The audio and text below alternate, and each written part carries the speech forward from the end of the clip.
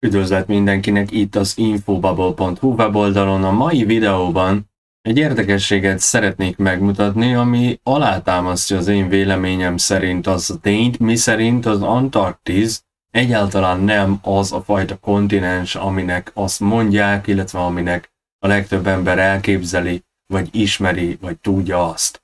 Egy nagyszerű összeállítást találtam a The Parallel Truth YouTube csatornán, és ezt szeretném bemutatni, illetve megpróbálom hozzáfűzni mindazt, amit szerintem jelent ez az egész, miről is van szó ebben a videóban. Mielőtt nekivágnánk ennek, megkérnék mindenkit arra, hogy lájkoljátok, illetve osszátok meg tartalmainkat, melyeket megtalálhattok Infobubble, illetve Yahoo útja néven a TikTokon, Instagramon, YouTube-on, Facebookon, valamint weboldalainkon, és ha hasznosnak, értékesnek találjátok munkánkat, akkor támogassátok azt. Köszönöm azoknak, akik ezt megtették eddig. Halleluja! Nem is akarom húzni az időt tovább, hanem kezdjünk bele a videóba. This is the Drake Passage, the world's most dangerous sea route that humans have been avoiding for thousands of years. Now many people believe that the main purpose of building the Panama Canal was to connect the western coast of America with South America and the rest of the world through a shorter route. And while that is true, it wasn't the only reason for building this canal. Another important reason for building the Panama Canal was that all ships wanted to bypass this 620 miles area between Antarctica and Cape Horn. This is the point where the Pacific, Atlantic and Southern Ocean meet. Szerették volna tehát elkerülni ezt a helyet, ami a Hornfok, illetve Antarktisz között helyezkedik el, és Drake átjárónak hívják, feltételezem magyarul így fordíthatnánk le, ahol az Atlanti-óceán, a Csendes-óceán, illetve az úgynevezett Déli-óceán.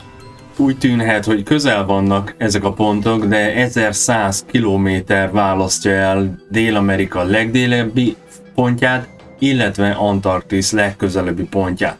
Mindehez, ha hozzáadjuk azt, hogy itt három különböző óceán találkozik, illetve az, hogy Antarktiszról ez a hideg levegő, valamint a hideg áramlat megközelíti Dél-Amerikát, akkor láthatjuk, hogy miért problémás az átjáró. This is the point where the Pacific, Atlantic, and Southern Ocean meet. But why is this area called the Drake Passage? And what exactly happens here that even today passing through here feels like crossing the mouth of death? To find these answers, we need to go back into the 15th century when a pirate named Francis Drake terrorized the Atlantic Ocean. At that time, the British and Spanish empires were competing for global dominance. Francis was not an ordinary pirate. Instead, he had direct support from the British Empire. With this support, he would launch attacks on African cities, loot them, and bring their people as slaves to Britain. The British Empire was very pleased with Francis, and they decided to send him to South America to break Spanish Empire's dominance. The plan was that Francis would conquer the cities and villages on the eastern coastline of South America, then enter the Strait of Magellan, and will then attack the villages on the western coastline of South America, gradually bringing them all under British control. During this campaign, Drake tehát egy kalóz volt, aki Afrikából szállított rabszolgákat a brit birodalomnak.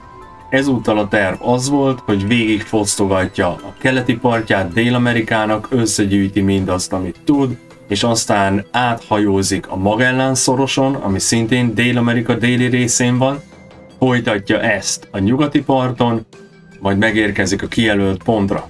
he could loot any cities he wanted, because the sole interest of the British Empire was to bring the entire coastline of South America under British control. In December 1577, Drake set out on his journey with 200 people on 5 ships. By April, he had reached Argentina when a mutiny broke out among his crew. Drake executed about 40 of the rebels in Argentina, and then continued his journey on the remaining 3 ships. As he crossed the strait and entered the Pacific Ocean, a fierce storm hit, causing the 3 ships to lose sight of each other. The crew of one ship assumed that Drake might be dead, and decided to sail back to England. The second ship got separated in the storm and ended up in the Drake Passage, where it disappeared without a trace. Drake, while following the second ship, reached the edge of the Drake Passage. However, upon seeing the dangerous sea conditions, he understood that moving forward could only lead to death. At that time, no one knew what lay beyond this point, because the world map at that time was not like the map we have today. 200 emberrel megindult, azonban lázadás tört ki, néhány embert ki kellett végezni, szám szerint 40-et, sikerült áthajózni a Magellán-szoroson, az egyik hajó azonban besodródott a ma Drake átjáróként ismert területre, és eltűnt ott. Drake követte ezt a hajót ezen az átjárón, azonban a terület még feltérképezetlen volt, hiszen akkor még nem állt rendelkezésre ugye az a rendszer, ami ma már igen. Magyarul egy teljesen ismeretlen területre tévedt, ezért hívják Drake átjárónak, hiszen ő volt az, aki először ezt felfedezte, vagy legalábbis a mi tudomásunk szerint felfedezte.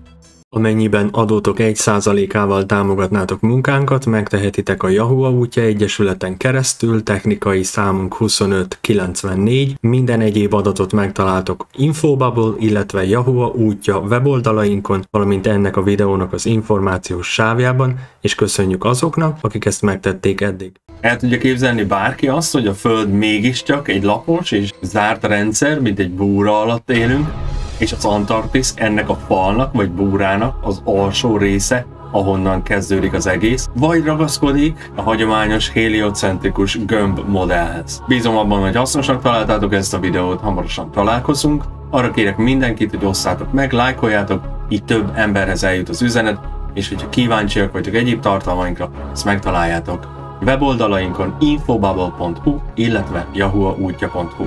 Halleluja és salom!